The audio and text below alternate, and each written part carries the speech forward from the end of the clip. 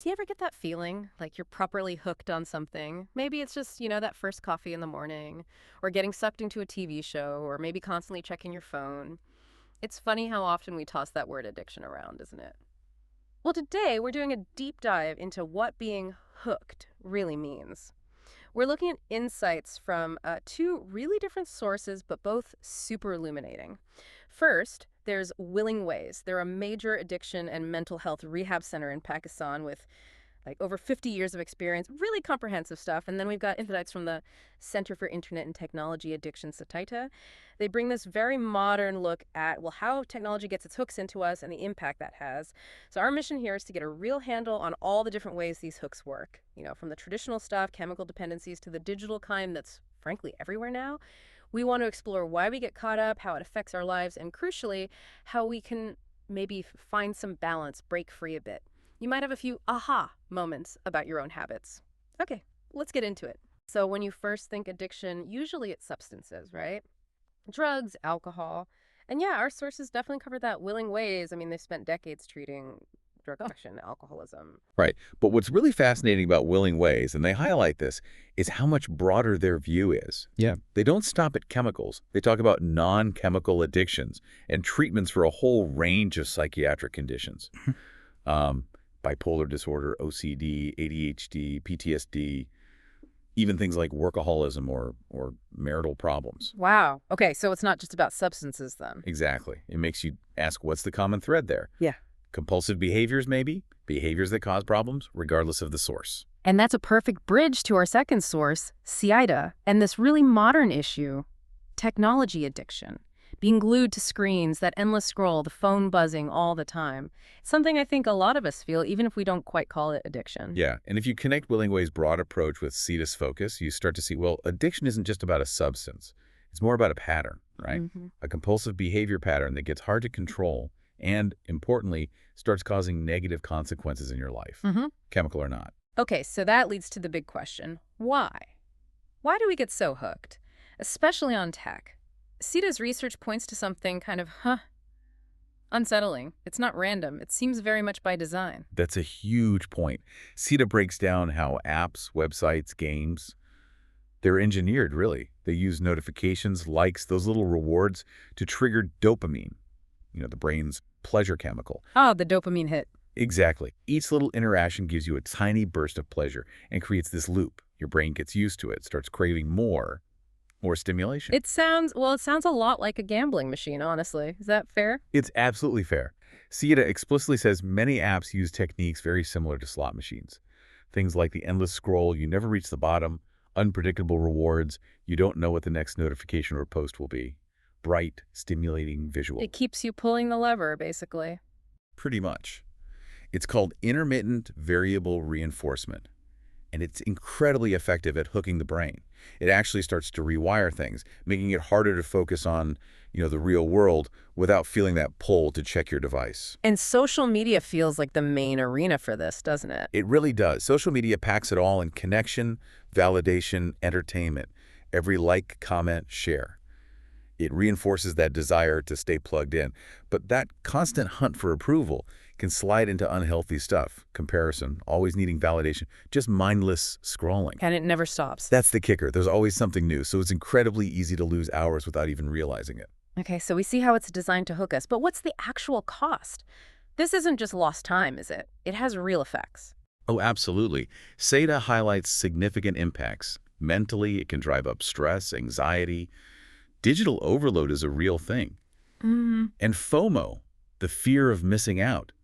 Studies are linking heavy screen time to increased loneliness, depression, because you're constantly seeing these curated, often unrealistic versions of life.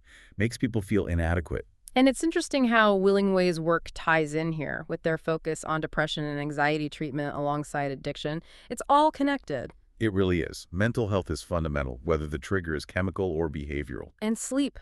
Does it mess with our sleep too? I feel like it does. It definitely does. The blue light from screens, it tricks your brain, suppresses melatonin, makes it harder to wind down and fall asleep. Plus, just the constant stimulation keeps your mind racing. So you get less sleep or lower quality sleep. Which then affects everything else. Right.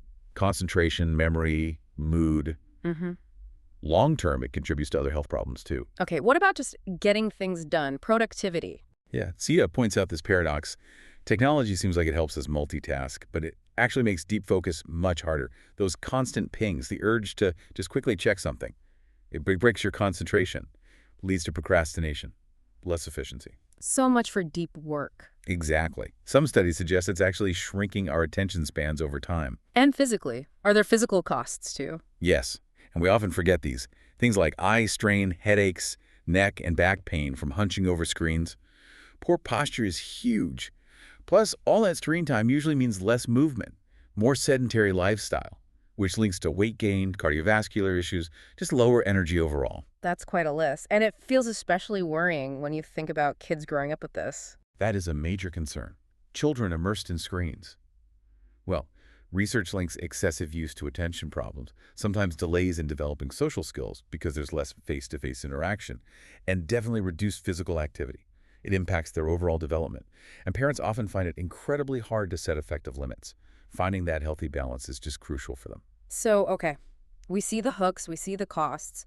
What can we actually do? Whether it's, a more traditional addiction or this struggle with technology, how do people get back in control? That's the key question, isn't it? And Willing Ways offers a really powerful model for what comprehensive treatment can look like. I mean, over 50 years in Pakistan dealing with a huge range of issues. They offer inpatient rehab, extensive counseling. What kind of counseling? It's multifaceted. Mm. They have core counseling for drug addiction, alcoholism, but also those non-chemical addictions and mental health conditions. Bipolar, OCD, schizophrenia, PTSD, ADHD. Then there's supportive counseling, things like grief recovery, managing denial, codependency issues, even a 12 steps program. So it's not just stopping the behavior, it's dealing with the underlying stuff. Exactly.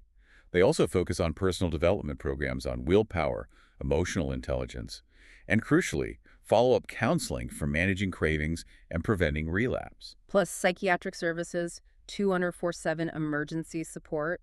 It sounds incredibly thorough, a truly holistic approach. It really seems to be. They address the person, not just the addiction. Okay, and specifically for the tech side of things, what does CETA recommend for people trying to dial it back? CETA stresses starting with awareness, like really taking stock of how much time you're actually spending on screens and noticing the effects. Then setting boundaries is key. Things like scheduling specific screen-free times during the day, turning off notifications you don't absolutely need. Using tech to fight tech, maybe? Like usage tracking apps? Yeah, those can be helpful tools for some people, just to get an objective picture. So what does this boil down to for someone listening who feels, maybe a bit too hooked? It really means making conscious choices, actively replacing some of that screen time with real-world activities that feel genuinely rewarding.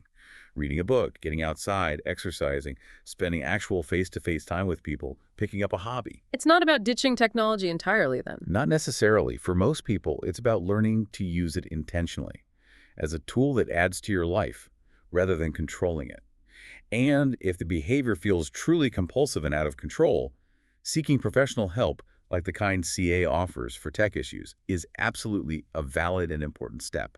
Finding that balance is possible. So today we've really dug into this whole idea of being hooked. We've seen it's not just about drugs or alcohol anymore, but how behaviors, especially with technology, can create these powerful loops. We looked at how tech is often designed quite deliberately to capture our attention. Using those psychological triggers like dopamine rewards. And we talked about the real costs, mental health, sleep, focus, even physical well-being. But we also saw pathways to recovery, comprehensive approaches like Willing Ways for various addictions and mental health challenges. And specific strategies, like those from CIDA, for managing our relationship with technology. Both really emphasize that change is possible with awareness and the right support. Right. It leaves you thinking, though, in a world where so much of our digital environment is literally engineered to keep us engaged, sometimes to the point where it feels compulsive, how do we as individuals really cultivate that awareness? How do we build the boundaries we need to actually own our attention, own our time, instead of just handing it over to the very tools that promised connection?